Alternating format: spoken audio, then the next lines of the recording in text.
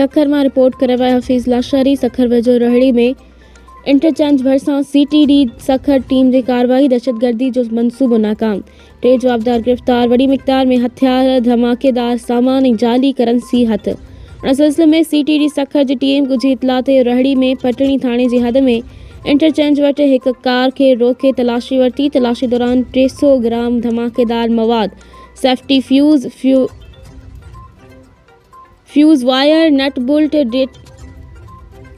Detonator ऐं ॿियो सामान हथ कयो वियो आहे। उन खां अलावा 6 क्लाशनकोफ, 2 शॉटगन ऐं वॾी मिक़दार में गोलियूं भी हथ कयूं वयूं आहिनि। कार्रवाई दौरान कार में मौजूद 3 जवाबदारनि खे गिरफ्तार कियो वियो, जिन में दानिश उर्फ दानी वलद मोहम्मद इरफान आफरीदी पठान, अरसलान उर्फ अरसू वलद ज़रूली खान आफरीदी पठान ऐं सालार अहमद धारे जो शामिल आहिनि।